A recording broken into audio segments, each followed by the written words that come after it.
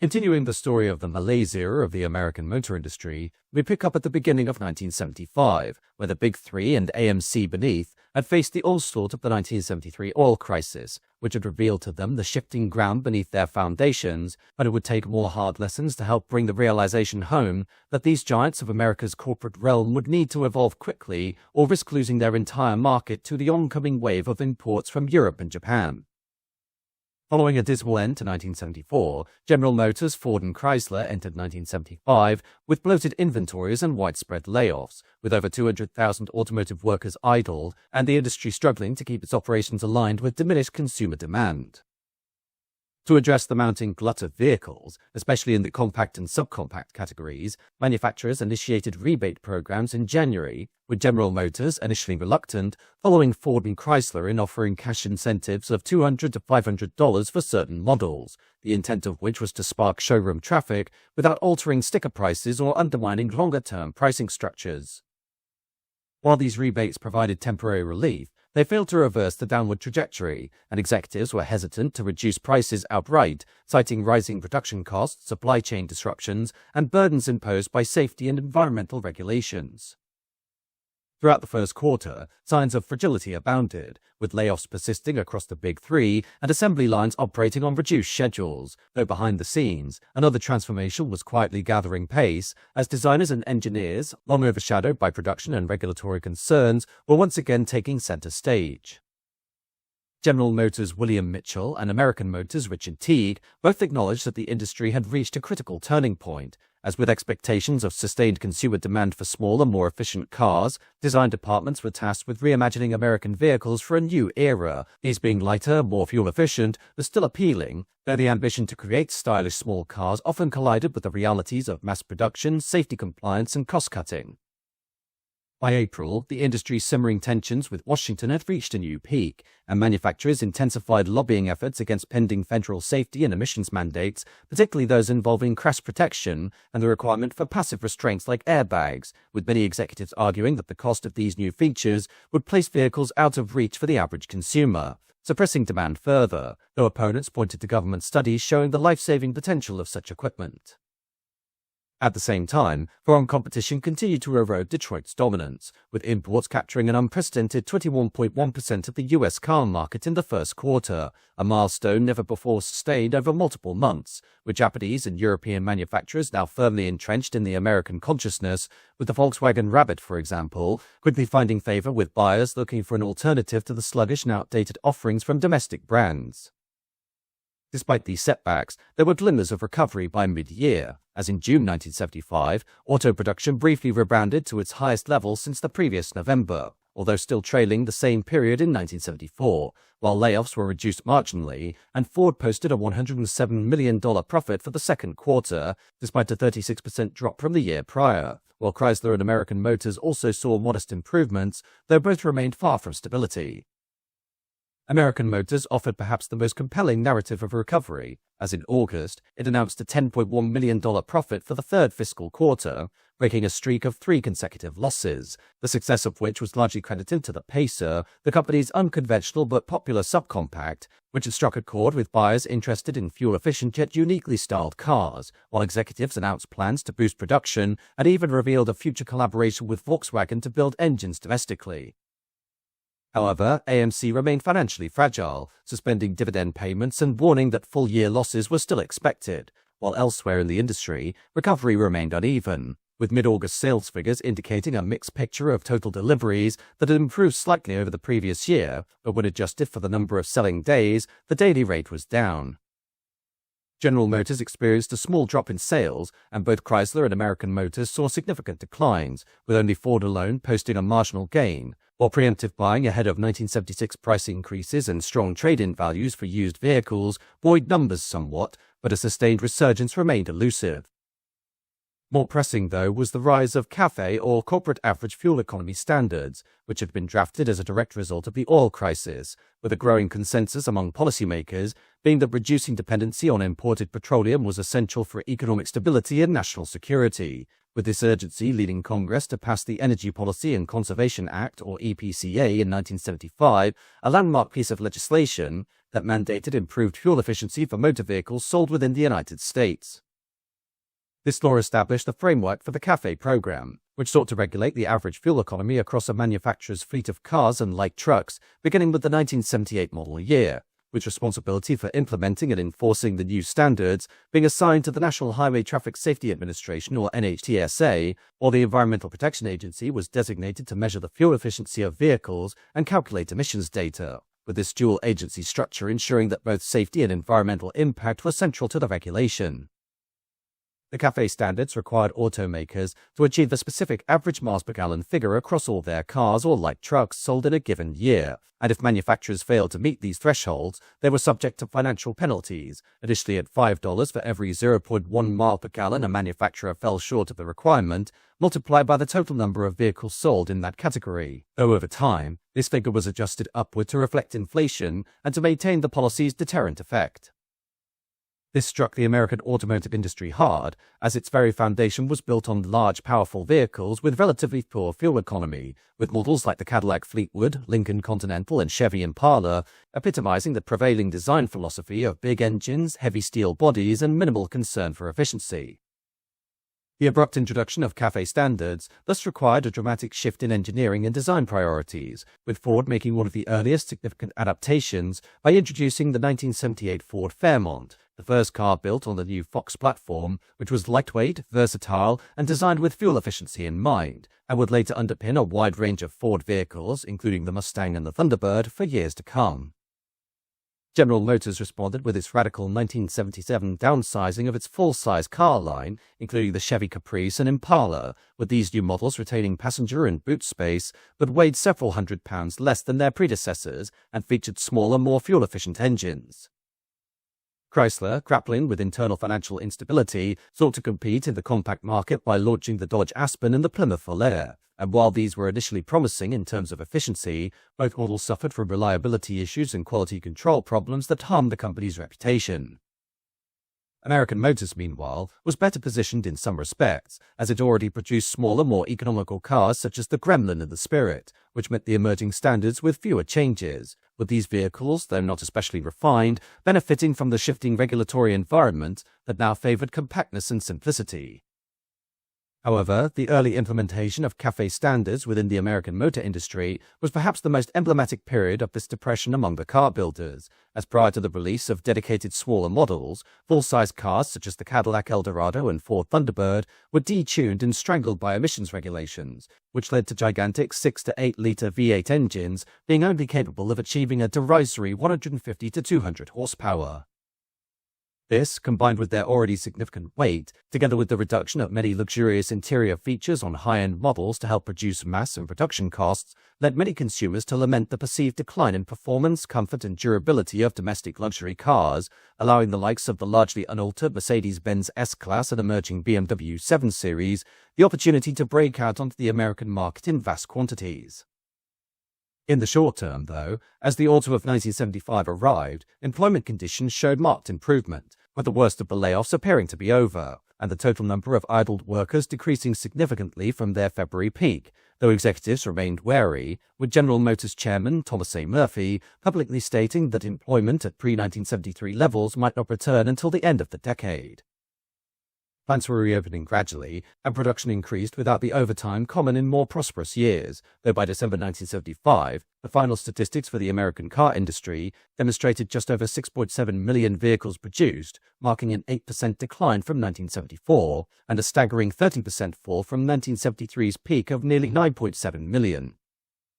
This was the industry's weakest output since 1970, a year marred by a major strike, and as the holiday season approached, many plants shut down early, and GM began retooling a California facility to produce the Chevette, a clear signal of the growing commitment to subcompact vehicles.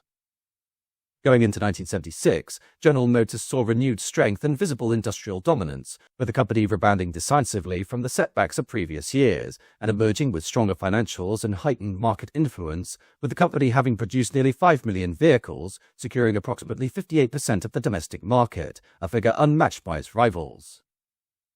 The lion's share of this success was driven by the robust popularity of its full-size and intermediate models, particularly the Oldsmobile Cutlass, which overtook the long-standing bestseller the Chevy Impala. with a shift in customer demand from compact cars to larger, more powerful models, playing squarely to GM's advantage, though regardless, the company was already preparing to pivot strategically in anticipation of longer-term trends. Recognizing the inevitability of rising fuel economy standards and the growing appeal of smaller vehicles in a post-crisis world, GM was preparing a significant downsizing of its full-size fleet, with the 1977 models, already in development, being expected to be shorter, lighter, and more efficient, signaling a turning point in the company's approach to automotive design. By contrast, Ford endured a more tumultuous year, with its operations heavily disrupted by a 21-day strike led by the UAW in September, with this labor action being driven by demands for increased compensation and improved working conditions, and came at a time when Ford had hoped to capitalize on strong consumer interest in larger vehicles, with the eventual contract settlement granting workers 12 additional paid days off annually and included wage increases and retirement benefits, thereby securing key union objectives. However, these concessions significantly increased Ford's long-term operating costs, intensifying pressure on its profit margins, but despite this setback, Ford managed a steady recovery in the final quarter of the year, with its Lincoln Mercury division posting record sales, helping the company regain its footing in the marketplace. While GM aggressively pursued vehicle downsizing, Ford opted for a more conservative path, deferring major redesigns of its large cars until the 1980s, with the company instead planning to respond to growing small car demand by importing the Fiesta, a European-built subcompact that would enter the US market in 1977, with this dual-track approach suggesting both pragmatism and caution as Ford sought to hedge its bets in an uncertain market. Chrysler, meanwhile, entered 1976 in a state of distress, though by the year's end it had made measurable progress, with its production rising by nearly 48% over 1975, and the company succeeded in narrowing its losses, providing some relief to anxious shareholders and executives, with much of this improvement stemming from solid demand for Chrysler's larger vehicles and light trucks, categories that saw broad consumer resurgence as memories of fuel shortages faded and economic optimism returned. However, Chrysler's market share remained diminished, and its senior leadership was acutely aware of the need to consolidate operations, reduce costs, and streamline its bloated production lines, as much like its larger rivals, Chrysler also faced growing pressure from federal regulators to improve fuel efficiency and reduce emissions, but with fewer resources and a less diversified portfolio than General Motors or Ford, with Chrysler's ability to meet these standards remaining a point of concern. In stark contrast to its three larger counterparts, American Motors experienced 1976 as a year of intensifying crisis and deepening uncertainty, as while GM, Ford, and Chrysler all benefited from a consumer shift back to bigger vehicles, AMC found itself saddled with a production lineup overwhelmingly focused on small cars, precisely the category that was losing favor.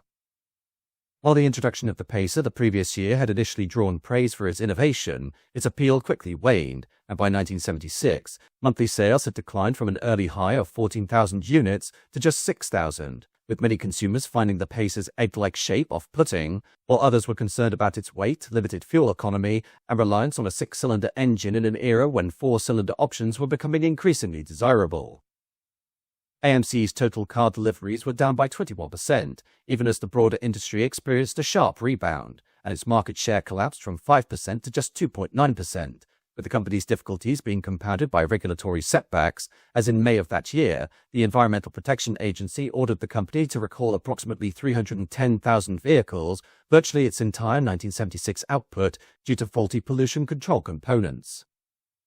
This unprecedented recall severely damaged AMC's reputation and further strained its already fragile finances, while in September, independent auditors warned that the company's survival depended on securing renewed credit and reversing its operating losses, but with only $59.7 million in cash against $63 million in short-term debt obligations, AMC's liquidity crisis was plain to see.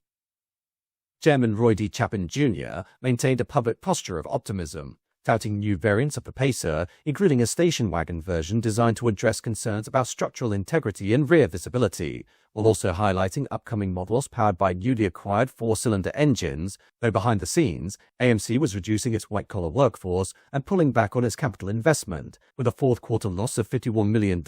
sealing a dismal fiscal year in which the company's total deficit reached $46.3 million. Beyond individual company performance, 1976 was defined by broader structural shifts within the industry, as with domestic car production surging by 26.8% compared to 1975, reaching levels not seen since before the oil crisis. This indicated a strong consumer rebound, but represented an unevenly distributed recovery. European imports faltered, due in part to the rising value of the German Deutschmark, which made models from Volkswagen and Fiat more expensive, while Japanese manufacturers, notably Toyota and Datsun, defied this trend by increasing their US sales, with their ability to offer a wide array of models, many of them compact, fuel-efficient and attractively priced, allowing them to gain market share even as American consumers temporarily drifted back towards larger domestic vehicles. On the regulatory front, a fierce battle erupted over environmental standards, with Senator Edmund Muskie introducing proposed amendments to the 1970 Clean Air Act that would have extended compliance deadlines and modestly relaxed emissions targets, though a coalition of automobile lobbyists, bolstered by unexpected support from the United Auto Workers Union, successfully resisted these changes. When the amendments failed, the industry was left facing the unmodified 1970 law, which demanded a 90% reduction in tailpipe emissions by the 1978 model year, with most manufacturers declaring this goal technically unachievable under existing designs, while General Motors responded with characteristic bluntness, announcing its intention to build 1978 cars that met only the 1977 standards, daring regulators to intervene. Similar defiance emerged for Ford and Chrysler, and this episode highlighted the growing rift between environmental policymakers and industry leaders, exposing a clash of priorities that would reverberate throughout subsequent years, while also raising the specter of legal battles, including a potential antitrust investigation announced by the Federal Trade Commission and the Justice Department into the industry's market conduct and competitive practices. However, in the final months of 1976, robust sales offered some reassurance, with December bringing a surge in new car purchases, lifting the total for the year to approximately 8.55 million units, a 22% increase from the previous year. Though this surface-level strength masked deeper structural imbalances, as small cars languished in dealer lots, rebates and discounts failed to stimulate interest in subcompacts, and the auto industry faced escalating labor costs, a rising tide of automation, and looming questions about long-term profitability and global competitiveness. Going into 1977, General Motors embarked on a sweeping and highly publicized initiative that would become emblematic of the industry's broader transformation, unveiling what was then the most expensive one-time re-engineering of full-size cars in automotive history, with vehicles such as the Chevy Impala, Pontiac Bonneville, Oldsmobile 88 and 98, Buick LeSabre and Electra, and Cadillac DeVille, all being substantially redesigned to be lighter and more compact, being up to 12 inches shorter and up to 700 pounds lighter than their predecessors. The visual language of GM's new designs also changed markedly, with the soft flowing curves and sprawling proportions of earlier years being replaced with a sharper, more angular profile, exemplified by the Cadillac Seville introduced in 1975, which served as a stylistic and philosophical template for the redesigned 1977 lineup. As CAFE standards continued to loom, GM executives calculated that by reducing vehicle weight by 400 pounds, this could result in a 1 mile per gallon gain in fuel efficiency, a crucial metric as gasoline prices remained volatile and consumer sentiment increasingly favored economy. While in tandem with the physical downsizing, the company introduced a more restrained engine strategy, with power plants like Cadillac's 500 cubic inch V8 being discontinued and replaced by smaller, more efficient alternatives like the new 425 cubic inch V8, a 400 cubic inch V8 from Chevrolet, and even a 250 cubic inch inline 6 for buyers prioritizing fuel economy. While GM took bold steps, Ford opted for a more measured path in 1977, as rather than redesigning their full-size vehicles from the ground up, the company chose to restyle and rebrand existing intermediate-sized cars, presenting them to consumers under the familiar nameplates of its larger models, with this approach allowing Ford to benefit from the perception of downsizing without fully committing to the structural and financial overhaul that GM had undertaken. For instance, the Ford Torino was repurposed as the LTD2, and the Mercury Montego became the new Marquis. And though the company continued to manufacture its traditional full-size LTD and Lincoln lines, it introduced select reductions in size and weight in certain models, most notably the Thunderbird, which underwent a dramatic shift in platform, moving to an intermediate chassis shared with the LTD2, resulting in a car that was approximately 1,000 pounds lighter and 1 foot shorter than its predecessor. At the same time, Ford was already preparing for a more decisive shift in vehicle philosophy, with development well underway on the Ford Fairmont and its sibling the Mercury Zephyr. which would debut in 1978 as the first fruits of a more forward-looking engineering program, with their underpinnings inspired heavily by the compact, fuel-efficient models gaining traction in Europe and Japan. Chrysler, meanwhile, continued to suffer from a significant lack of financial capacity, and thus the company's strategy during this period was largely one of damage control and incremental improvement. Though while it did not pursue radical downsizing in 1977, the company introduced engineering enhancements such as an electronic spark advance system aimed at improving fuel efficiency and emissions performance. In terms of product offerings, Chrysler placed renewed emphasis on intermediate vehicles like the Plymouth Volare and Dodge Aspen, as well as the personal luxury Cordoba, with these models, though not revolutionary, providing modest sales momentum and helped the company remain afloat for the duration.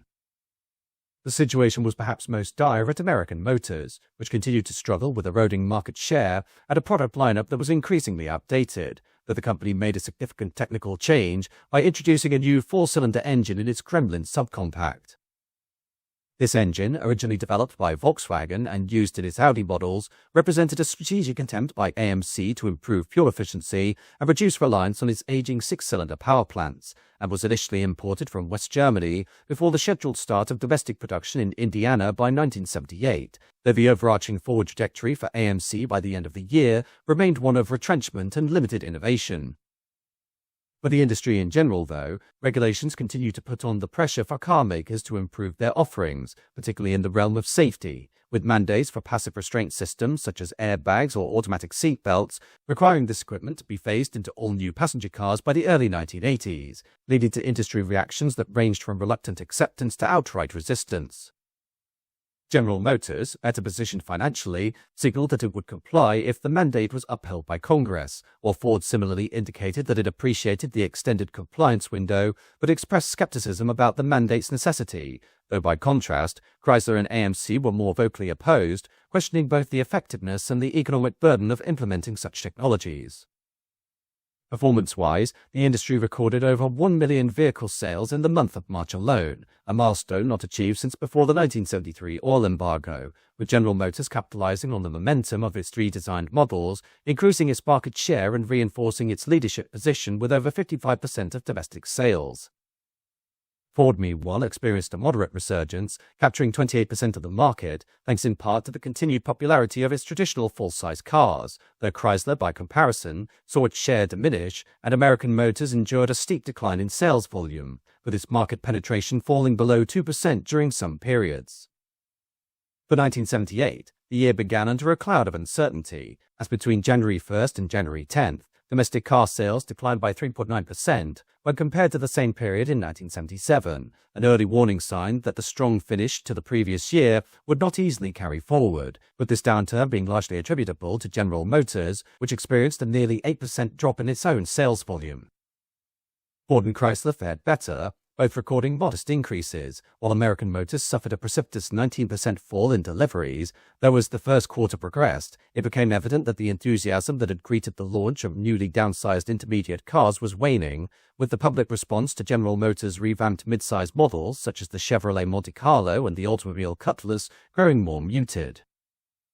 Consumers were still adjusting to the radical changes in size, design, and performance, and for many, these reimagined vehicles deviated too sharply from established expectations, and although GM's executives, including Chairman Thomas A. Murphy and President E.M. Estes, continue to express optimism about the company's prospects for the full model year, behind closed doors, there was concern over the long-term reception of these downsized models. Despite these challenges, there were success stories, with GM's subcompact Chevrolet Chevette, introduced earlier in the decade, seeing a resurgence as fuel economy became a more prominent factor in purchasing decisions, while similarly at Ford, the Fairmont quickly established itself as a leader in its segment, praised for its styling, practicality, and efficiency. Though for every success, there was also failure, with many of GM's intermediates failing to match the performance of their predecessors, while Chrysler, without a compelling new offering at the start of the model year, found itself increasingly adrift. In April, a historic milestone was reached when Volkswagen began producing vehicles in the United States, with the first Rabbit, manufactured at the newly completed plant in Westmoreland County, Pennsylvania, rolling off the assembly line, thus marking the first time a major foreign car maker had established a full-scale assembly presence on American soil. However, this move by Volkswagen was not merely symbolic, as it proved to be a calculated response to currency fluctuations and the weakening dollar. which had steadily eroded the pricing advantage of imported cars, with Volkswagen's local production allowing the company to offer a made-in-America vehicle while avoiding escalating transport costs and import duties, an advantage it hoped would insulate it from further currency shocks and rising domestic sentiment in favor of American-made goods. Meanwhile, in May, AMC faced regulatory crisis when the Environmental Protection Agency mandated the recall of roughly 270,000 vehicles manufactured during the 1975 and 1976 model years, this being due to an emissions defect that resulted in excessive nitrogen oxide output, with this order affecting not only passenger cars like the Hornet and the Pacer, but also included Jeep and postal vehicles, with the estimated cost of compliance exceeding $3 million. As the summer arrived, sales rebounded, and in June, new car purchases reached a record 949,849 units, lifting industry spirits and raising hopes for a strong finish to the year, while promotional activity, pent-up demand, and favorable consumer sentiment all played a role in boosting numbers, with General Motors once again leading the market, holding just over a 55% share, while Ford gained ground, driven in part by the ongoing popularity of the Fairmont and other fuel-efficient models. Chrysler, however, failed to keep pace, with its performance in June being dragged down in part by a lack of compelling new products and the absence of previous year's dealer incentives, which had inflated sales figures in 1977, with Chrysler's cumulative market share for the first half of the year falling from 13.7% to 12.9%, and the company's overall direction remained a point of concern. In contrast, AMC found a degree of relief in its Jeep division, as with the wider public gravitating towards sport utility and recreational vehicles, Jeep sales rose steadily, helping to offset faltering passenger car performance, and encouraged by the success of the Jeep brand, AMC CEO Gerald C. Myers sought to position the company for a strategic transformation. In late summer, negotiations progressed with French car maker Renault for a partnership that would inject capital, expand AMC's offerings, and provide access to Renault's distribution channels in Europe, with this deal, if finalized, promising to open new markets for AMC's Jeeps and create opportunities to produce Renault vehicles domestically under the AMC banner. By mid-year, the industry's attention had turned to the introduction of 1979 model year vehicles, with all of the car makers launching smaller, lighter cars as part of their long-term compliance strategy with the CAFE standards, with new models featuring reduced engine sizes, expanded use of plastics and aluminium, and pared-down dimensions. Ford introduced a completely redesigned Mustang and Capri, both emphasizing weight reduction and fuel efficiency, while General Motors focused on subtle refinements, and Chrysler presented new versions of its Omni and Horizon lines, while AMC unveiled the Spirit, a reworked successor to the Gremlin, and looked to the future with its planned introduction of the Renault car. Yet, as the year moved into autumn, optimism gave way to economic unease, with inflation accelerating, driven by rising fuel and material costs, while industry executives faced growing tension between meeting increasingly stringent regulatory standards and maintaining profitability, with a symposium at Harvard University in November addressing the implications of continued downsizing, predicting a consumer backlash by the early 1980s when so-called large cars would be no bigger than the compacts of the 1970s. Concerns emerged that the public, once it realized the full extent of size reduction required by law, might demand a reversal on fuel economy mandates, just as it had previously resisted compulsory seatbelt interlocks, though despite these warnings, the year ended on a surprisingly high note, with December seeing new car sales for the first 10 days of the month rise more than 24% over the same period in 1977. This unexpected spike was largely due to resurgent interest in GM's intermediates and sustained strength at Ford, though Chrysler and AMC both ended the year in decline, with AMC's market share edging below the 2% mark, highlighting its limited capacity to compete with larger rivals despite improvements in profitability stemming from its non-passenger divisions and strategic cost-cutting.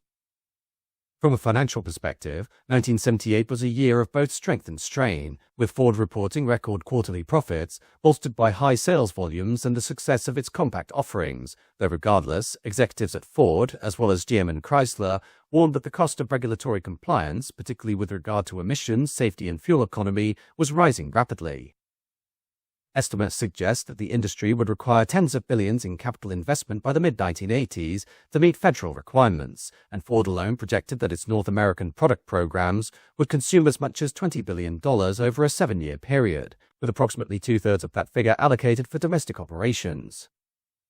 1979, however, would prove to be another major dilemma for the American automotive industry, as the year began with another oil crisis triggered by the Iranian Revolution, which not only brought about the end of a highly pro-Western ally in the Middle East amid deteriorating relations with the Soviet Union in the wider Cold War, but also strangled fuel supplies once again for the ever-widening motor market. In early 1978, Iran, still governed by Shah Mohammad Reza Pahlavi, was outwardly stable and enjoying considerable support from Western governments, most notably the United States, but increasingly viewed by Iranians as autocratic, corrupt, and out of touch with the socio-economic struggles of its people, as caused by the Shah's ambitious pursuit of modernization and secularization during the late 1960s and early 1970s, known as the White Revolution. This included land redistribution, educational reforms, and rapid industrial development, though while this plan aimed to modernize Iran and curtail the influence of the clergy, it instead contributed to widespread disenchantment, with the traditional religious establishment seeing its authority undermined, while many in the urban middle classes and rural working poor felt economically marginalized or socially dislocated by the rapid pace of change. This dissatisfaction found a unifying figure in Ayatollah Ruhollah Khomeini, a prominent Shia cleric who had been exiled in 1964 for his outspoken criticism of the Shah, with Khomeini's ideas, smuggled into Iran on tapes and in print, becoming a rallying cry for millions of disillusioned Iranians, with the movement gaining further traction following the sudden death of his son, Mustafa Khomeini, in 1977, which was officially attributed to natural causes, though his death was widely believed to have involved the Shah's secret police, the Savak, further inflaming anti-government sentiment. Throughout the first half of 1978, unrest gradually escalated, fueled by growing anger over political repression, economic inequality, and widespread unemployment, especially among young people in Iran's rapidly expanding cities, with demonstrations becoming increasingly frequent and forceful, with August seeing a major turning point when the cinema Rex in Abadan burned down with hundreds of casualties. But despite the government's claims that Islamic extremists were responsible, the public largely blamed the authorities, suspecting it was a deliberate act to tarnish the opposition or suppress gathering places. By September 1978, the protests had swelled into a full-scale uprising, with Tehran and other major cities seeing massive rallies, strikes, and civil disobedience, with the government's response being violent and uncompromising, as was the case on September 8th, when security forces opened fire on demonstrators in Tehran's Jaleh Square, killing scores of civilians, with this event, later known as Black Friday, marking the moment when any prospect of reconciliation between the monarchy and the opposition collapsed, and public support for the Shah crumbled further, while his regime, though still militarily intact, became politically paralyzed. Simultaneously, Iran's most crucial economic asset, its oil industry, was severely disrupted, with the autumn of 1978 seeing over 37,000 workers at the National Iranian Oil Company join the protest movement by initiating a widespread strike, with oil production, which had hovered near 6 million barrels per day, plummeting to approximately 1.5 billion barrels, while the departure of foreign technicians and a lack of trained replacements worsened the situation, and any attempts by the military to resume operations using Navy personnel achieved limited success, with this decline representing a loss of nearly 7% of global oil supply, which began to rattle international markets even before the revolution had reached its peak. The regime continued to falter throughout the final weeks of 1978, and the Shah, suffering from illness and deeply isolated, vacillated between offering concessions and ordering crackdowns. Under immense pressure from both internal dissent and dwindling international support, he left Iran on January 16, 1979, accompanied by Empress Farah, ostensibly for medical treatment, but effectively in exile. Prime Minister Shapur Bakhtiar, appointed in a last-ditch effort to preserve constitutional monarchy, quickly lost control, and just 2 weeks later, on February 1st, Ayatollah Khomeini returned to Tehran from exile in Paris, where he was greeted by jubilant crowds numbering in the millions, with his return symbolizing the definitive end of the Pahlavi dynasty, with mid-February seeing the monarchy disintegrate entirely, and Iran was declared an Islamic republic. For the wider oil market, by early 1979, it had already become clear that Iran's oil exports would remain erratic and unreliable for the foreseeable future, with the abrupt change in leadership, coupled with the hostility of the new regime towards the West, shattering confidence among international buyers and traders, and though the actual reduction in global oil supply was modest, amounting to only around 4 to 5%, markets reacted with a level of fear and anxiety that far outweighed the physical shortage. The psychological impact of the Iranian Revolution was enormous, with traders hoarding supplies, fearing further disruptions not just in Iran but across other volatile oil-producing nations in the Middle East, while speculative buying surged, and as a result, oil prices rose rapidly and dramatically, with the price of crude more than doubling, escalating from around $15 per barrel in April 1979 to nearly $40 by the spring of 1980. In the United States, this oil price shock had swift and deeply felt repercussions, with the most visible and immediate consequence being the long queues that began to form at petrol stations across the country, with panic buying setting in as motorists, recalling the fuel shortages of the 1973 crisis, rushed to fill their tanks, while systems such as odd-even rules were reinstated as they had been only 6 years prior.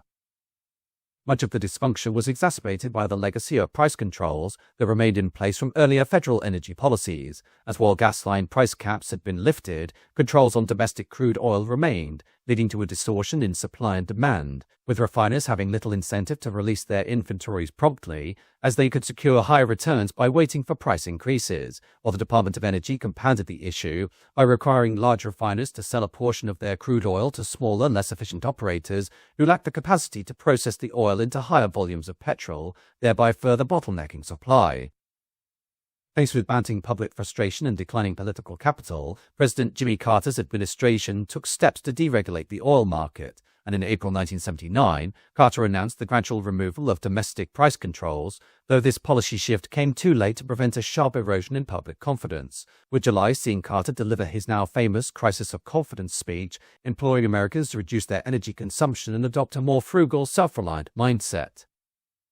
The economic consequences of the oil shock were also severe, with inflation, already a persistent problem in the late 1970s, being pushed into double digits, reaching 9% by the close of 1979, while the Federal Reserve began raising interest rates in response, though its early actions were hesitant, with the tide turning in August when Paul Volcker was appointed chairman of the Federal Reserve, who pursued a far more aggressive anti-inflation strategy, raising the federal funds rate significantly in an effort to suppress inflationary pressures.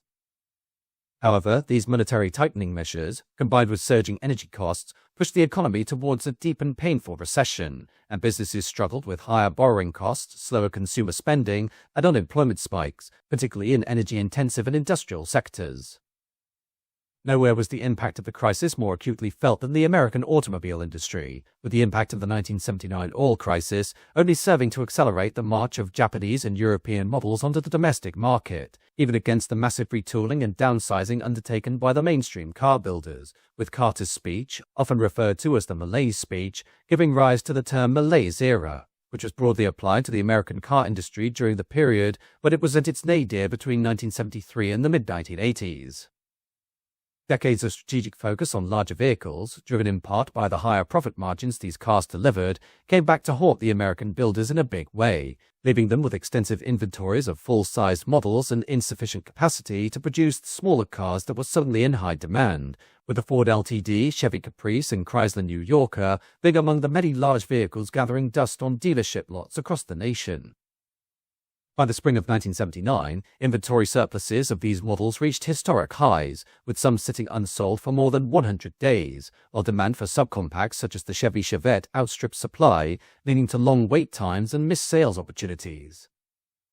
Sales numbers painted a bleak picture, with Ford seeing its sales fall by nearly 14% compared to the same period in 1978, while Chrysler fared even worse, reporting a decline of more than 15%, and General Motors, though performing better relative to its competitors, still registered a downturn of 2.2%, and AMC remained at the bottom of the market, struggling to keep pace. As mentioned, the steady and disciplined march of the foreign brands onto the American market continued unabated, with firms such as Honda, Toyota, and Datsun wisely investing in establishing US-based manufacturing and distribution networks, making their presence increasingly permanent, with the end of 1979 seeing imports claim an unprecedented 22% share of the American market, overtaking Ford and leaving General Motors as the sole domestic manufacturer still ahead of the foreign competition in terms of total sales. The ramifications extended well beyond showroom floors, as with sales continuing to soften, Detroit's automakers were forced to implement deep cuts in production, with plant shutdowns, layoffs, and shortened work weeks spreading rapidly across the industry, with Ford, for example, reducing its production target for 1980 by tens of thousands of vehicles, and General Motors similarly revising its production schedules downward.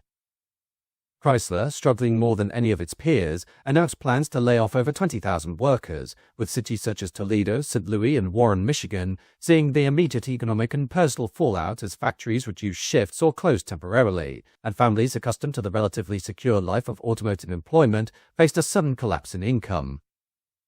It was during this atmosphere of uncertainty that AMC made a calculated and transformative decision, with October 1979 seeing it formalize its partnership with Renault, who was committed to investing $150 million into AMC through a combination of stock purchases and loans, while in exchange, Renault secured the rights to manufacture and sell its vehicles under AMC's banner in the United States. This agreement also laid the groundwork for the domestic production of a Renault-designed front-wheel drive compact car at AMC's Kenosha, Wisconsin plant by 1982, while for AMC, this move was not only a financial lifeline, but also a symbolic embrace of transatlantic cooperation, one that signaled a shift towards more globally integrated automotive strategies. Other initiatives for the year saw American automakers deliver sales incentives, cash rebates, and promotional financing to clear their inventories, with Ford and General Motors advertising the improved mileage of their latest offerings, while Chrysler introduced a 5-year powertrain warranty in an attempt to rebuild trust and restore confidence, though many dealerships remained clogged with outdated stock, and the arrival of 1980 models only compounded the problem, with some manufacturers opting to delay or phase in new model launches, hoping that further discounts and marketing pressure could slowly drain the backlog. It was in this context that total sales of American-made cars for 1979 had fallen below 9 million units, a drop of 11% from the previous year, and the lowest total since the post-oil embargo slump of 1974. While forecasts for 1980 were grim, with further contraction expected, with Ford issuing a cautious economic outlook, warning of continued challenges ahead. Though the biggest news of the year was the fact that Chrysler, as one of the big three Detroit car builders, was facing the possibility of total collapse, as poor decisions and corporate misdirection finally culminated in the firm being confronted with the very real circumstance of bankruptcy during mid-1979. Of the big three, Chrysler had always been the weakest, starting in the aftermath of World War II when it made a pivotal and ultimately costly decision to continue using pre-war vehicle designs and technologies well into the 1950s, with this approach, aimed at minimizing expenditure, initially being seen as fiscally prudent at the time of overwhelming demand for new cars, but failed to keep pace with the design innovation and modernization spearheaded by General Motors and Ford. While these competitors unveiled increasingly sleek and aspirational vehicles that tapped into the public's desire for style and novelty, Chrysler appeared outdated and conservative, and though initially profitable due to pent-up consumer demand, this policy sowed the seeds for a management culture that frequently prioritized short-term savings over long-term competitiveness. Throughout the 1950s and 60s, Chrysler sought to counterbalance its waning domestic influence through a costly and unfocused global expansion program, which included high-risk ventures into Europe, most notably the acquisition of the Rootes Group in Great Britain, which intended to serve as a strategic beachhead in the European market, though these ventures soon became an albatross around Chrysler's neck. From 1967 to 1975, Rootes drained nearly $200 million in losses and required continual management attention, yielding little in the way of strategic or financial return, while Chrysler's scattered efforts to establish manufacturing operations in Argentina, Turkey, Venezuela, South Africa, and Australia proved equally unsustainable, resulting in eventual withdrawals that not only produced heavy financial losses, but also undermined investor confidence and diverted management attention away from pressing domestic challenges. Domestically, Chrysler suffered from structural weaknesses that were exacerbated by its smaller scale relative to Ford and General Motors, with its production volumes being lower and its reliance on external suppliers more pronounced. And while GM and Ford could achieve cost savings through vertical integration, Chrysler paid a higher proportion of its revenue, roughly 68 cents on the dollar, to suppliers, compared to 61 cents for Ford and 51 cents for GM.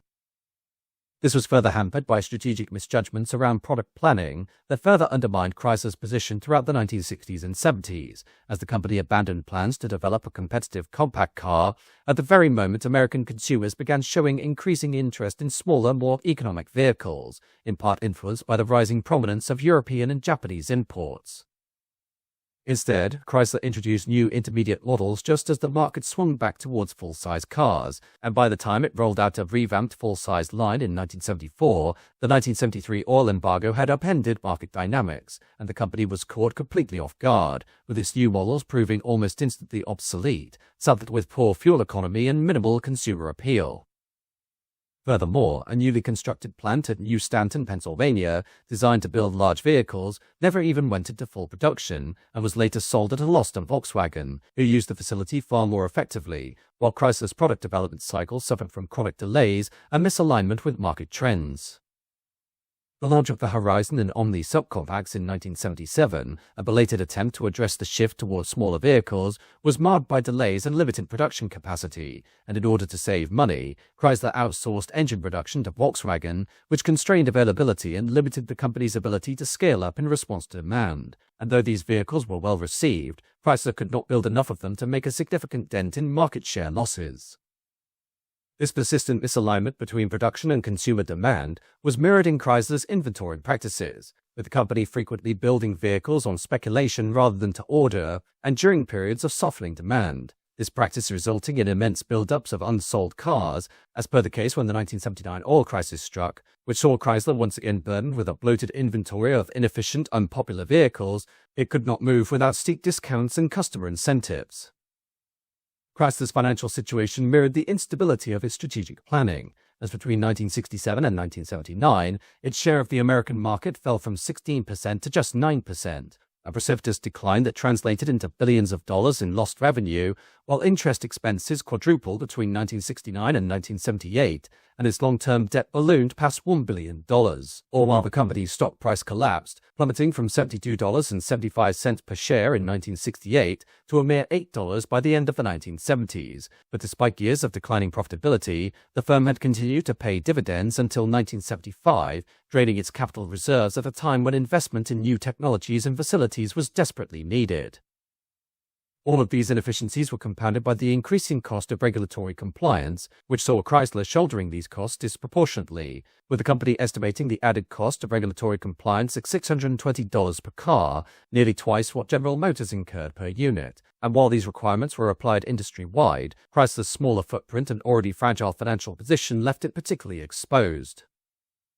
By 1979, Chrysler was exceptionally vulnerable to market shocks, and the latest oil crisis proved to be the final push for the company towards oblivion, with the summer of that year seeing Chrysler's liquidity drying up at an accelerated pace, with the firm having started the year with over $1.1 billion in working capital, but this fell below $800 million by mid-year, and analysts feared a further drop below $600 million would trigger a breach in its loan agreements with the vast web of 180 lending banks.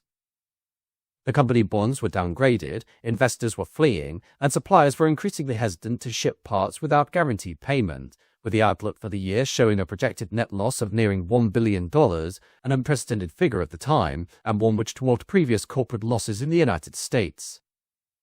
As panic began to take hold internally, Chrysler turned quietly to Washington for help, with initial discussions between company executives and the U.S. Treasury Department beginning behind closed doors in the spring and intensifying over the summer, with Congressman Jim Blanchard of Michigan privy to confidential briefings from Treasury contacts, learning early on how dire the situation had become. He understood that Chrysler's collapse would not simply be a business failure, it would ripple through the broader economy, devastating suppliers, dealers, and entire communities dependent on auto manufacturing, and armed with this awareness, Blanchard began laying the groundwork for legislative action, quietly securing pledges of neutrality from fellow lawmakers to prevent premature opposition. In September 1979, Chrysler's leadership underwent a pivotal change, with John Ricardo, the company's embattled chairman and chief executive, stepping down in favor of Lee Iacocca, a charismatic and experienced executive recently ousted from Ford, with Iacocca's appointment being strategic, with his public persona, business acumen, and reputation for revitalizing brands, giving Chrysler a figurehead who could communicate urgently while projecting confidence. Behind the scenes, Iacocca and his team were lobbying furiously, painting a picture of a company on the brink but still salvageable, provided immediate federal assistance was made available, and when news of Chrysler's financial peril and its plea for government support finally broke in late July, it was met with widespread skepticism, with the media portraying the company as mismanaged and out of step with consumer realities. Public opinion was deeply divided, with critics from both ideological extremes objecting to the idea of a federal bailout, while fiscal conservatives decried corporate welfare, arguing that the government should not intervene in the private sector, together with environmentalists and consumer advocates contending that Chrysler's predicament was the result of its refusal to innovate or heed calls for cleaner, more efficient vehicles.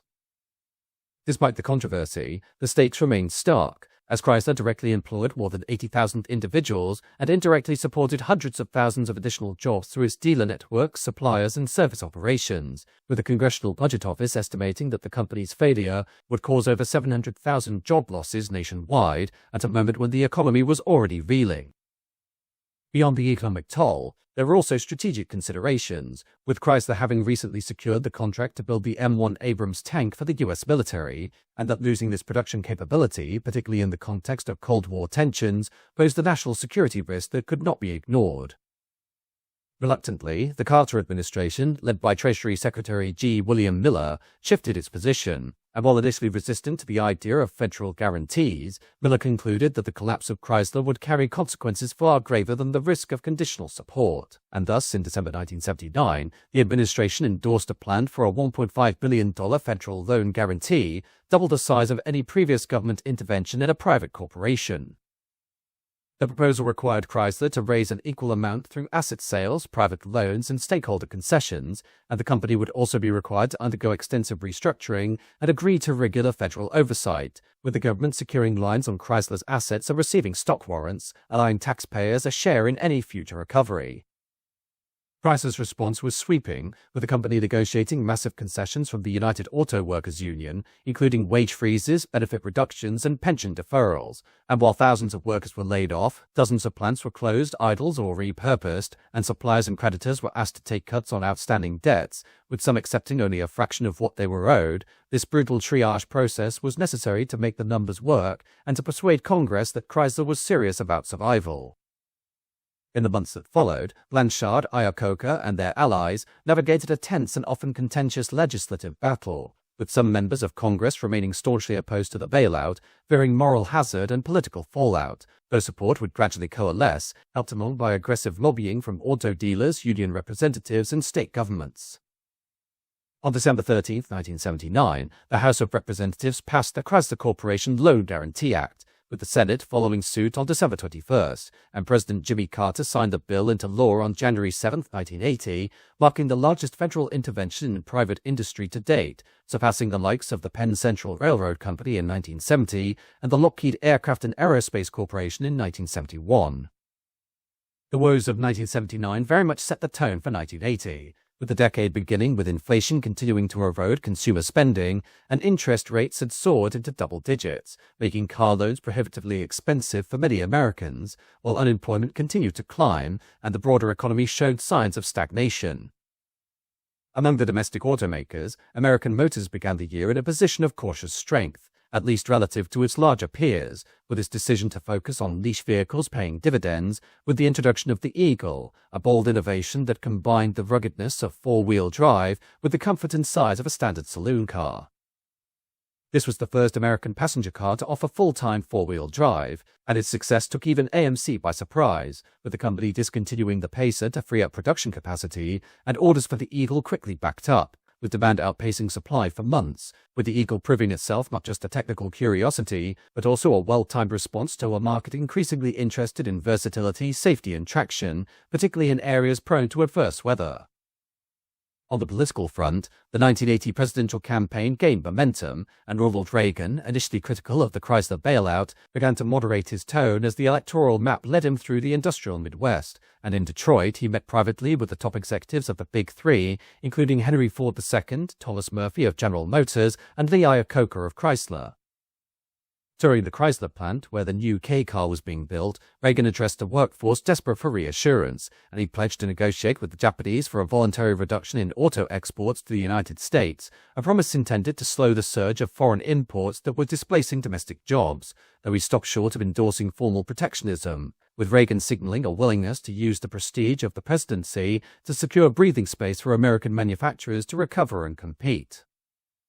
Yet despite such high-profile attention, the commercial reality was grim, as by the end of September, it became clear that the 1980 model year was historically poor, with total retail deliveries for the 5 leading American car makers falling by over 1/5 compared to the previous year, with Chrysler's collapse being especially severe, with a 34% drop in new car deliveries.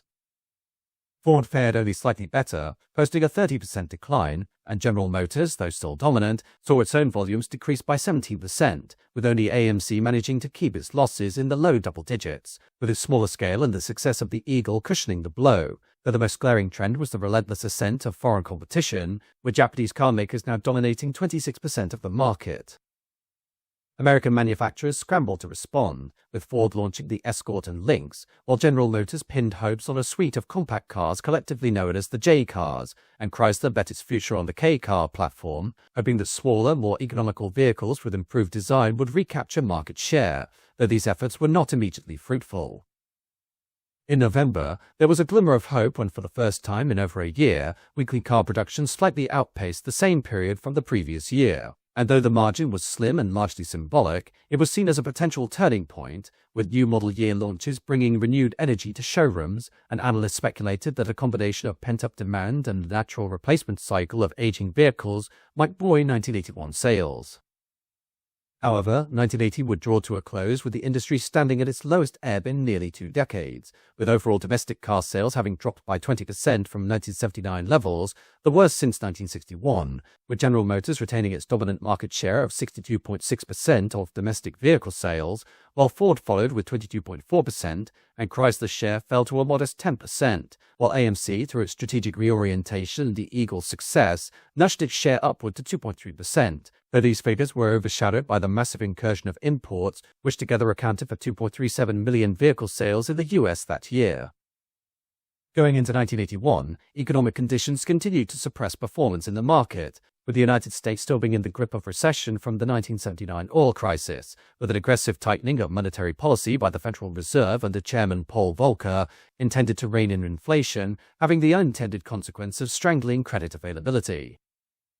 For the car industry, this meant that dealers struggled to move inventory as financing dried up and showrooms across the country grew quiet, with domestic passenger car sales collapsing to levels not seen since the Eisenhower recession, with General Motors, Ford, Chrysler, and American Motors together managing to sell just over 6 million vehicles across the calendar year, well short of the 8.5 to 9 million units many analysts had expected only months earlier. Ford in particular suffered a brutal December, with monthly sales plunging by over 40% compared to the same month in the prior year, while Chrysler remained on fragile footing despite its federal lifeline, unable to shake its cash flow problems and haunted by the real threat of insolvency, with the company continuing to rely heavily on government loan guarantees, with a final $300 million installment from a previously approved $1.5 billion bailout still pending Treasury approval. The Commerce Department's assessment, delivered to Congress during that year, offered a sobering diagnosis of the industry's plight, with the report warning that the combined working capital of the major domestic manufacturers could fall to zero, or even dip into the red by as much as $900 billion by the end of 1981, which would represent a catastrophic reversal from the nearly $13 billion in working capital the industry held only 3 years earlier in 1978. Such a depletion of financial reserves jeopardized the sector's ability to invest in new technologies, modernize facilities, and respond to market demands, while capital starvation threatened to prolong the cycle of decline as manufacturers increasingly postponed critical investments in innovation and product development. American Motors, meanwhile, deepened its partnership with Renault, who purchased $45 million in AMC preferred stock and warrants, nudging its ownership stake even closer to the 59% ceiling set under US regulations, with this infusion of foreign capital, while vital in the short term, symbolizing the growing dependence of American firms on international partnerships to remain viable, particularly for smaller players unable to sustain themselves amid dwindling domestic resources. As Detroit faltered, foreign automakers surged forward, and although the Japanese government had agreed to a voluntary export restraint limiting US-bound shipments to 1.68 million vehicles for the fiscal year beginning in April, their market share continued to expand, with weakness in American demand enabling Japanese imports to command a larger portion of a shrinking pie, with their share climbing above 19% by the autumn months. In a further strategic shift, Japanese firms began focusing on more profitable and upmarket offerings, such as the Toyota Cressida and the turbocharged Datsun 280ZX, with this pivot not only allowing them to maintain revenue in the face of volume constraints, but also elevated their brand perceptions in the minds of American consumers. The Reagan administration, which came to power in January 1981 with a platform of deregulation and economic liberalization, faced intense internal debate over how best to assist the flagging domestic car industry, with one camp, led by Transportation Secretary Drew Lewis and Commerce Secretary Malcolm Aldridge, arguing for voluntary import restraints and regulatory rollbacks to give the industry breathing room. On the opposing side, fiscal conservatives such as Treasury Secretary Donald Regan and Budget Director David Stockman warned against protectionist policies, insisting that the market, not government, should determine the industry's fate, while President Reagan, caught between these factions and mindful of his political promises to both free market purists and blue-collar voters in key Midwestern states, ultimately opted for a middle path. While no formal import quotas were imposed, the administration offered deregulatory concessions to the auto industry, including the suspension of mandatory airbag requirements and the easing of environmental and safety regulations, with these measures being framed as cost-saving reforms, though critics charged that they came at the expense of public welfare and set a dangerous precedent. Labor relations in the auto sector reached a turning point as the year progressed, as with more than 200,000 workers laid off and production lines idled across the country, the UAW union faced mounting pressure to accept concessions, and under the leadership of Douglas Fraser, the UAW took the unprecedented step of allowing its bargaining councils to reopen contracts with the Big Three. This represented a dramatic shift from the union's earlier stance and signaled a growing willingness to prioritize job security over wages and benefits, with Chrysler having already extracted significant givebacks from its workforce as a condition of the government bailout, seeing an especially stark situation, as Fraser, who sat on Chrysler's board of directors, portrayed the union's cooperation as an act of pragmatism and solidarity, though some analysts worried that the concessions could accelerate automation and outsourcing, ultimately reducing job opportunities further.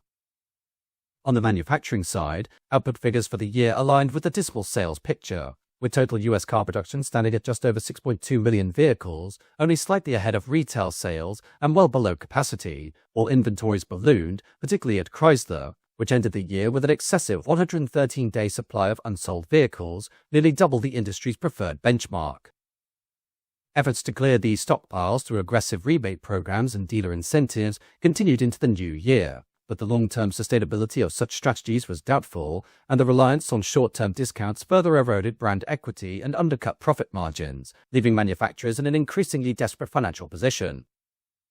For 1982, the start of the year saw the UAW union, already burdened by a notable reduction in membership and the effects of the economic slowdown, enter into early contract negotiations with the country's two largest automakers, General Motors and Ford, with these discussions unfolding months before the contracts were scheduled to expire, signaling a sense of urgency among the automakers as they sought cost relief. General Motors introduced a groundbreaking proposal that would tie wage concessions directly to consumer price reductions, thereby aiming to regain market share by improving affordability, while Ford, taking a cue from Japanese industry practices, proposed a limited form of guaranteed employment in exchange for union flexibility. Though despite these bold strategies, talks with GM soon broke down over disagreements about the scale of the concessions and the union's insistence on robust job security guarantees, with the UAW having already conceded more than $1 billion in savings to Chrysler and was being approached by American Motors and other firms with similar demands. By mid-July, there were few signs of recovery, with the period from July 11th to July 20th seeing the combined vehicle sales of General Motors, Ford and Chrysler drop to 127,766 units, a steep decline from the 154,385 units sold during the same period the previous year, though with American Motors and Volkswagen of America included in the tally, the seasonally adjusted annual selling rate rose modestly to 5.6 million units, compared to 4.8 million during the first 10 days of July, though this remained far below the 6.8 million unit rate seen in mid-July 1981. Among the major manufacturers, Chrysler was the only firm to report a modest improvement during this July stretch, posting a 4.8% year-on-year increase with 18,698 units sold, while General Motors, by contrast, reported a significant 21.5% drop to 78,382 units, and Ford's figures were also discouraging, falling by 16.5% to 30,686 vehicles, while American Motors recorded a staggering 39.5% decline to just 2,300 units, and Volkswagen reported a 21.7% fall, managing only 2,472 units.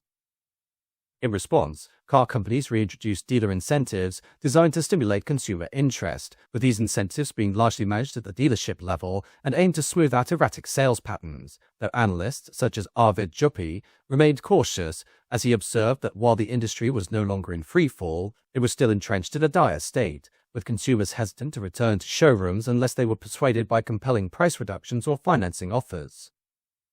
The full sales figures for the first 20 days of July underscored the gravity of the situation, with total sales across the 5 major manufacturers reaching just 240,856 vehicles, representing a 17.2% drop from the 290,917 units sold during the same time frame in 1981, and as the year progressed, cumulative figures told a similar story. By the end of that period, year-to-date industry sales have declined by 11.8%, with General Motors, while still the largest automaker, having seen sales fall by 10.8%, selling 1,939,261 vehicles, and Ford having declined by 7.9%, reaching 753,454 units, while Chrysler experienced a 12.1% downturn with 382,493 sales. American Motors' performance dropped 38.8% to 50,485 units, and Volkswagen's American-made vehicles faring even worse, falling by 44.6% to 49,987 vehicles. The pressure from imports remained the decisive factor of this pattern, with Japanese automakers, despite the imposition of voluntary export limits, capturing a record 27.8% share of the American market, accounting for roughly 4 out of every 5 imported vehicles. And while the total volume of imported units declined slightly, the drop in domestic production allowed Japanese manufacturers to consolidate their share. This was compounded on November 2, 1982, when the first American-built Japanese car rolled off the production line at 8:30 a.m. from the Honda of America manufacturing plant at Marysville, Ohio. This car being a slate-grey Honda Accord, with initial expectations by the Honda management being the production of 300 to 500 cars during November alone. Additionally, premium European marques such as BMW, Mercedes-Benz and Volvo gained popularity among more affluent American consumers, contributing to a stark polarization in the marketplace, with wealthier customers turning towards high-end imports, while working and middle-class consumers, facing economic insecurity, increasingly delayed vehicle purchases. Internally, General Motors was hampered by the underwhelming performance of its newly launched J-Car series, a compact front-wheel drive range developed under a multi-brand strategy, with the J-Cars having been expected to drive a new wave of demand, but were met with public indifference and sluggish dealership movement, resulting in an inventory pile-up. Though despite this, GM reported a $962.7 million profit for the year, which was largely the result of plant closures, aggressive downsizing, and strategic belt-tightening rather than sales success. Ford experienced some success with its Escort and Thunderbird models, but these could not offset broader structural challenges, and while Ford maintained its share of the domestic market, it ended the year with a loss of $657.8 million, with the company having intensified its restructuring efforts and made attempts to rejuvenate its product lines through stylistic updates and pricing strategies, but these initiatives delivered only limited results and failed to fundamentally alter its course in 1982. Chrysler, though still deeply dependent on federal loan guarantees and its partnership with Japan's Mitsubishi, showed signs of cautious progress, with the firm's innovative K-car platform and the reintroduction of the convertible segment with models like the LeBaron giving it a slight edge, with losses for Chrysler being significantly reduced compared to the early years of the decade, and though profitability remained elusive, the firm appeared to be inching back towards viability. American Motors, meanwhile, was relying heavily on the late-year introduction of the Renault-designed Alliance, as manufactured in Kenosha, Wisconsin, with the Alliance providing a brief boost in sales and helped generate optimism for the future, with AMC's total revenue rising to $2.9 billion in 1982, up from $2.6 billion in the previous year, though the company still posted a full-year loss of $153.5 million, worse than its $136.6 million loss for 1981. Technology also played a pivotal role in shaping the year's events, with American automakers increasingly turning to automation to address productivity gaps with their Japanese rivals, with General Motors entering into a robotics joint venture with Fujitsu Fanuc, while Ford advanced plans to sell a controlling stake in its River Rouge steel plant to Nippon Kokan of Japan. Additionally, a growing number of components in Ford's domestic vehicles, such as the Escort and Laser, were now being sourced from Japanese suppliers like Mazda, and as the year drew to a close, December offered a faint sign of improvement, with the final 10 days of the month seeing sales increase by more than 28% compared to the same period in 1981. This marked the 7th consecutive 10-day period of year-over-year gains, with automakers extending cut-rate financing offers in a bid to sustain the momentum, and there was cautious optimism among industry executives that consumer sentiment might be on the mend, though regardless, most analysts cautioned that this late-year uplift was likely temporary, driven more by generous incentives than by any deep-seated recovery in demand. However, in 1983, the American automobile industry experienced a long-awaited resurgence, marking a significant turning point after years of turmoil, contraction, and painful restructuring, with the 1983 model year, which officially ended on September 30th, seeing vehicle sales climb by a robust 16.7% compared to the previous year, marking the first year-over-year improvement since 1978 and offered a much-needed reprieve from the industry-wide downturn that had battered American car makers since the late 1970s. Over the prior 4 years, the domestic automotive sector had reported combined losses exceeding $8 billion, with production cuts, plant closures, and mass layoffs becoming commonplace. But by contrast, 1983 delivered a dramatic reversal in fortunes, as the Big Three began posting profits once again, buoyed by a recovering economy, modest inflation, declining interest rates, and renewed consumer confidence. Analysts projected that the three major automakers would achieve combined profits approaching $5 billion for the calendar year, a staggering shift that reflected the benefits of aggressive cost-cutting, streamlined labor agreements, rationalized production lines, and consumer-friendly financing options such as subsidized interest rates. General Motors remained the dominant force within the American market, selling approximately 3.88 million vehicles and securing an impressive 44.1% share of the total domestic car sales, with 8 of the 10 best-selling nameplates being GM products, ranging from full-size models to smaller front-wheel drive compacts, while Ford, though trailing GM in total volume, had the distinction of producing the single best-selling car of the year in the form of the compact Escort. The Escort's strong performance, with over 250,000 units sold, underscored the increasing popularity of economical, fuel-efficient vehicles among American consumers, and in total, Ford would sell around 1.48 million vehicles and retained a 16.8% share of the market, demonstrating the company's recovery was well underway, a key feature to Ford's success being its investment in new modern designs like the aerodynamic Tempo and Topaz, which signaled a broader shift towards sleeker, more efficient vehicles with European-inspired styling. Chrysler, still emerging from its brush with bankruptcy just a few years earlier, recorded one of the strongest rebounds among the domestic producers, with the company seeing its sales rise by 24.4% to more than 819,000 units, increasing its share of the domestic market to 9.3%, much of which was credited to the continued popularity of its front-wheel drive K cars and their derivatives, which offered affordability, fuel efficiency, and versatility at a time when consumers were still cautious about larger gas-guzzling vehicles, with the Dodge Aries and Plymouth Reliant in particular remaining key to Chrysler's recovery. Arguably the most surprising success story of the year came from American Motors, who recorded an astonishing 84.3% increase in sales, reaching 183,005 vehicles for the model year, with this dramatic growth being almost entirely driven by the success of the Alliance, which was well received for its blend of European engineering and American production, appealing to buyers seeking value and efficiency without sacrificing style. AMC's market share grew from 1.3% in 1982 to just over 2%, a substantial gain in a fiercely competitive market, but despite this progress, the company still faced serious financial constraints and announced a major stock offering to raise $100 million to support further product development, with plans also being laid to sell off AN General, its military and utility vehicle subsidiary, following a significant new Army contract, as AMC sought to consolidate its focus on passenger vehicles, while Renault, which held a 46.4% ownership stake in AMC, continued to support the partnership, although its own financial health in Europe was under pressure. Industry-wide, domestic production totaled approximately 6.47 million cars in the 1983 model year, a considerable increase from 5.54 million the year before, and factoring in imports, total U.S. car sales reached 8.8 million vehicles, up from 7.68 million in 1982, with the share of the American market being held by foreign automakers, though still substantial, declining slightly due to ongoing voluntary export restraints agreed upon by Japanese manufacturers. Japanese companies like Toyota, Datsun, and Honda remained highly competitive, but their market share fell to just 26.5% from 27.8% in 1982, with tight inventory controls, compounded by quotas, contributing to this slight reduction, while Volkswagen of America faced an especially difficult year, with sales plummeting by 28.4% and its share of the market falling below 1%.